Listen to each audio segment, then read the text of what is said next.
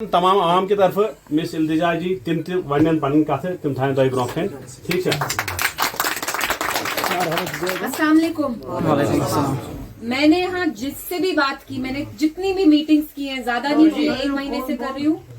सब लोग कहते हैं कि 2019 के बाद, खास तौर से जब मैं लेडीज से बात करती हूँ, जो हमारी औरतें हैं, माएँ हैं, बहनें, आप प्लीज चुप हो जाएं पीछे।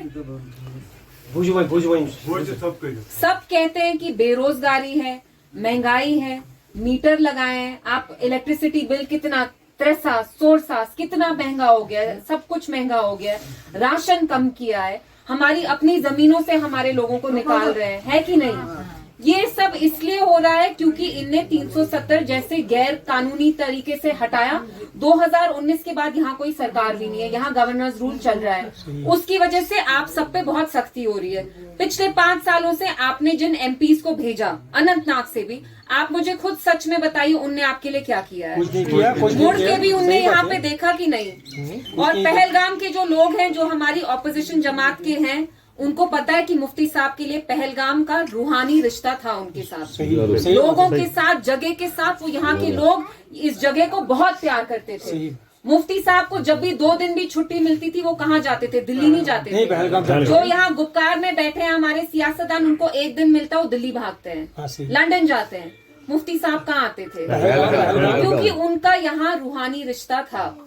जब मुफ्ती साहब का इंतकाल भी हुआ 2016 में, जब सबसे पहली बार मैंने उनको ख्वाब में देखा, वो पहलगाम में थे। मैं झूठ नहीं बोलती हूँ, यहाँ थे, अस्पताल के बेड में थे, क्योंकि मेरे दिमाग में था जब वो गुजरे भी तो वो अस्पताल में थे, लेकिन वो पहलगाम में थे, क्योंकि ये जगह उनके दिल के बहुत करीब थी। और आप लोग जानते हैं, मॉडल विलेजेस, हॉस्पिटल्स, बंड्स, ब्रिजेस, जो हो सका, टूरिज्म में जो हमारे घोड़े चलाते हैं उनके लिए स्कीम्स, उनके लिए जॉब्स, रहबरे तालीम। आप मुझे खुद बताइए अभी यहाँ हालत क्या चल रही है? जो अब इलेक्शन आने वाला है वो बहुत अहम है, और वो बिजली, ड्रेन, इन चीजों के बारे में नहीं है। मैं आप लोगों से झूठ नहीं बोलूंगी। मैं आपसे यहाँ महबूबा जी के लिए वोट मांगने आई हूँ। किस लिए? हमारी शनाख्त को बचाने के लिए। मैं आपसे इसलिए वोट नहीं मांग रही हूँ, मेरे भाई, मेरे बहनों, मेरी माए, मेरे बुजुर्ग, आप महबूबा जी को इसलिए वोट दें ताकि वो आपका ड्रेन फिक्स करें? नहीं। ताकि वो आपकी कोई सड़क फिक्स करे? नहीं। ये छोटे छोटे मसले, ये हल हो जाते हैं, लेकिन सबसे बड़ा मसला अभी हमारी शनाख्त को बचाने का है। आपको पता है, दिल्ली में जो मरकजी सरकार बैठी है, उनको मुस्लिमों से नफरत है। वो पूरे मुल्क में नफरत की सियासत कर रहे हैं। पूरे मुल्क में वो वोट कैसे हासिल करते हैं? मुस्लिम्स को नीचा करते हुए। जम्मू कश्मीर में आधे से ज्यादा आबादी मुसलमानों की ही है। वो चाहते हैं हमारा वोट भी हमसे छीनना। आपने देखा होगा, न्यूज में आ रहा है 2 दिन से, हो सकता है अनंतनाग, राजौरी, पुंछ की जो वोटिंग है वो ये लेट कर दे। क्यों ये लेट करना चाहते हैं? क्योंकि ये चाहते ही नहीं है आप लोग वोट करें। इसलिए मैं आपसे गुजारिश करती हूँ, मैं यहाँ आपके सामने महबूबा जी की बेटी के हैसियत से नहीं खड़ी हूँ, मैं एक पीडीपी वर्कर की हैसियत से खड़ी हूँ। जैसे हमारे यहाँ एडवोकेट साहब हैं, बाकी वर्कर्स हैं, बुजुर्ग वर्कर्स हैं। अभी मैं आपसे वोट महबूबा जी की बेटी की हैसियत से नहीं मांग रही हूँ, नहीं, बिल्कुल नहीं। क्योंकि मैं, महबूबा जी हमारी कायद हैं, वो हमारी सदर है, वो हमारी लीडर है, और हमें उनकी बात में यकीन है। मैं जानती हूँ कि वो आपकी बात बेबाकी से पार्लियामेंट में रखेंगी। पिछले 3 साल, मैं नाम नहीं लूंगी, लेकिन कश्मीर के बहुत बड़े लीडर्स पार्लियामेंट में थे, है कि नहीं? सबसे बड़े जो लीडर माने जाते हैं, उनने क्या बात की पार्लियामेंट में? कुछ नहीं। सड़क के बारे में, बिजली के बारे में। क्या जम्मू कश्मीर का मसला सड़क के बारे में है, बिजली के बारे में है? हमारी अपनी सदर रियासत होती थी, हमारा अपना कॉन्स्टिट्यूशन था, कानून थे, झंडे थे। जो हमारे यहाँ बुजुर्ग बैठे हैं, आप मुझे बताइए 1950 में, 50s में हम कितना, मतलब एक बड़ा सा मुल्क, मतलब जम्मू कश्मीर को कितना पावर था। तब से आप देखिए, पहले एक चीज ली, प्राइम मिनिस्टर का पोस्ट लिया, फिर दूसरी चीज ली, फिर अब देने को क्या बचा है? अभी भी है। यूटी तो हमें बना दिया यूनियन टेरिटरी, यहाँ गवर्नर रूल चल रहा है। अभी भी हमारी जमीन, हमारे रिसोर्सेज, बिजली का बिल इतना क्यों आता है? हम अपनी बिजली इनको बेचते हैं, क्यों बेच रहे हैं हम? ये हमसे मुफ्त में ले रहे हैं, और हमें इसी चीज के लिए, अपनी चीज के लिए पे करना पड़ रहा है। तो अगले 5 साल हमारे लिए बहुत अहम है।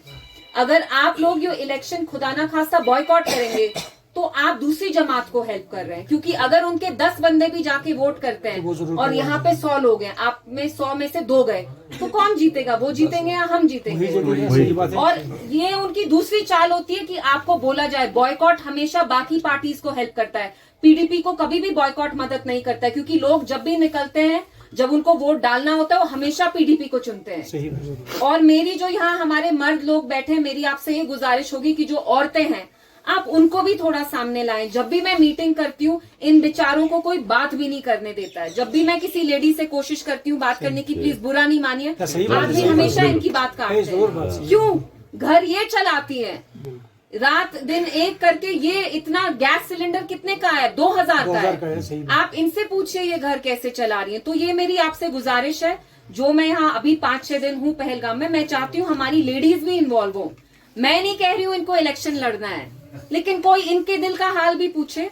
कोई पूछता है इनसे आपको क्या मसले हैं? All Jammu and Kashmir People's Democratic Party जिंदाबाद। जीत हमारी इंशाअल्लाह, जीत हमारी इंशाअल्लाह, दुश्मन हारी इंशाअल्लाह, दुश्मन हारी इंशाअल्लाह। आदमी यहाँ आते हैं, बड़े बड़े सियासतदान, हमारी शायद जमातों के भी आते होंगे। बड़ा एक स्टेज लगाया होता है, उस पे कुर्सी मेरे से बड़ी होती है, कुर्सी पे वो बैठते हैं, फर्श पे आप लोग बैठते हैं।